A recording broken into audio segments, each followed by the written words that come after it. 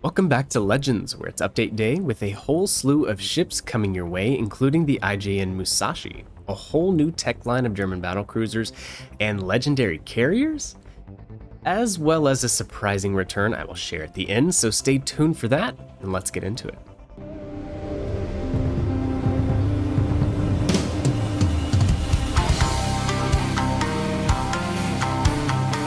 The biggest guns in the game are coming to Tier 8. Musashi, with 85,000 base health, is Yamato's little sister. The ships will be virtually identical, save for a few key differences that will help balance this behemoth out at a lower tier. For one, accuracy is going to be the big thing to watch out for. Yamato has a sigma of 1.8 in American battleship dispersion. Musashi, significantly worse, a sigma of 1.65 in Japanese battleship dispersion. So the accuracy definitely won't be as consistent as you are used to on the Yamato. Now on top of that, Musashi is also severely lacking in the AA department. It might be safe to say that this could be her biggest in-game weakness. She has a really good torpedo belt that'll help against the torpedo bombers, but dive bombers from the various nations will likely be able to strike Musashi with impunity, just like real life. Speaking of aircraft carriers, there are two headed into our game at the highest tier. Two separate bureau projects, Midway and the IGN Hakaryu. Both projects are obtainable from the store for not only silver, but doubloons. So from how I understand it, you could buy the project for silver or buy the project for doubloons and begin researching it that way. However, the option to purchase them for doubloons will be over after the next update arrives. So take that into account. Midway is going to be the highest HP pool carrier out of all the aircraft carriers, and her bombers provide long-range torpedo strikes. The Hakaryu brings fast planes with extremely short squadron restoration times, allowing for more strikes during battle. Or maybe more clear skies medals for your enemies. I'm looking at you, Kaka. The Transformers robots are back, this time with reinforcements in the form of legendary ship skins. So looking at the graphic, it looks like there will be a skin for the Grosser Kurfürst, Montana, Gearing, Kavarask, and maybe Minotaur back here. You guys, if you want to look more closely at this, let me know. And also the Republique will be getting a skin. Unsure about some of the other legendaries like, Des Moines, Worcester, Kleber, some of those. I don't know. But if you missed out on some of the old collaboration stuff from the previous arrivals, they will also be coming back into the game September 1st throughout the entire update, and that includes the commanders as well as containers. While I love the historical aspects of this game, I really think these collabs had some pretty cool skins, and some of the commanders as well were great. I would keep an eye out for Hot Rod for the British cruisers. He adds some very interesting builds. Moving on, more early access action. This time German battlecruisers, and right on time if you ask me. It's been 3 years, almost exactly I believe, since the original German battleship line came to the game. We will be getting the Tier 4, oh god, Dafflinger, Tier 5 Mackensen, Tier 6 Prince Heinrich, and the Tier 7 Zieten. The new German battleships are all about enhanced secondaries, with some of them, as you might already know, carrying torpedoes. They will also have sonar available from Tier 5 and up. That's another reason to try them out. So as a whole, from how I understand it from watching the PC version of the game, they're fast. Fast ships, they have less HP, less armor than the original German battleships, but they have fantastic secondaries that are going to be more accurate and more deadly. Think Friedrich de Gross, the newest Tier 8 to come to our game, and they will have torpedoes and sonar. So not as tanky, something to watch out for, but yeah, very interesting. Also, you know the drill, these will be early access crates, and finally the Branch Topper, a Tier 8 ship this time, the Prince Ruprecht, will arrive with the next update, marking the line going researchable.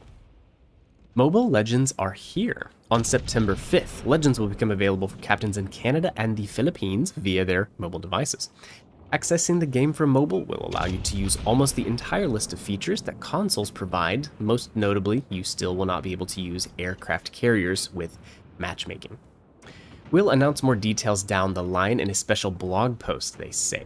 Also, in the update section at the very end of the patch notes, they mention that you can finally link your console account with your mobile device, which is very cool. So if you're in the kitchen, like me on a Sunday trying to help your wife cook, then I could be working on some AI missions on the side while she's not looking. Pretty cool. Majestic Days. Welcome the first, hopefully, of many special in-game events. Your assignment is pretty straightforward. Log in each day, starting September 12th. Complete the dedicated tasks for 3 weeks and get an array of goods. The ultimate prize waiting for you in the end of the week 3 is the Royal Navy premium battleship Agincourt. Agincourt is going to be a tier 3 premium battleship. From the looks of it, she's going to have 12 305mm guns and the best secondary gun range at her tier, 5 kilometers.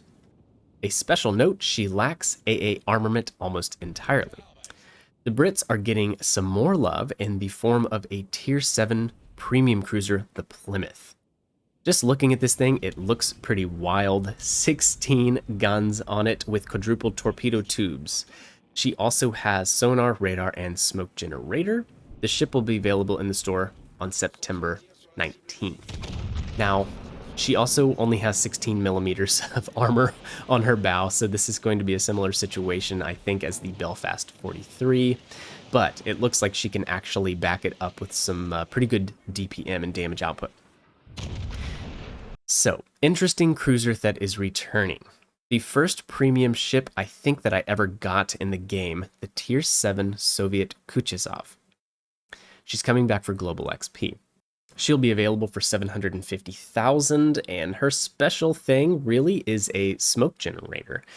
She is a pretty cool cruiser, I would say. The DPM and stuff like that is a little bit overshadowed nowadays, but still she's pretty maneuverable for a big girl. Smoke screens, long-range guns.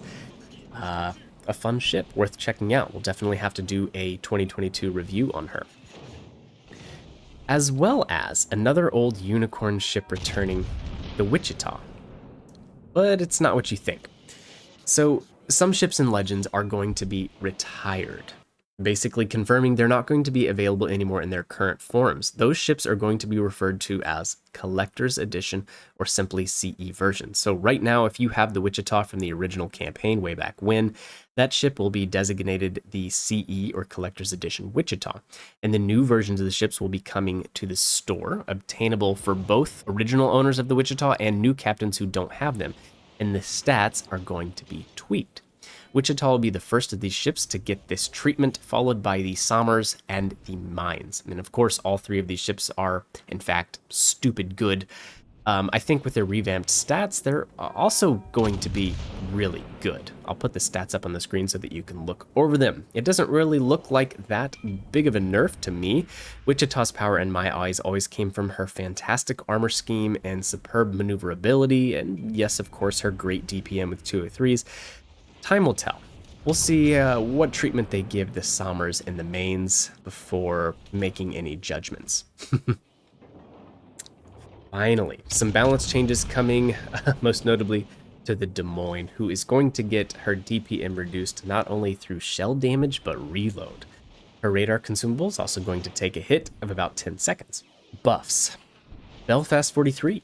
She's going to get a better reload, more fire setting chance, and a longer smoke generator consumable. Also, the Piotr Bagration. You never see this thing on the open seas for obvious reasons, but she's getting a radar consumable added to the 4th slot, so it'll be interesting to see how she performs now. And last but not least, the Pan-European Tech Tree Destroyers, Tier 2, Tier 3, Tier 5, and Tier 6 are all getting buffed, mainly with main battery reload times being decreased. So it'll be curious to see how that goes.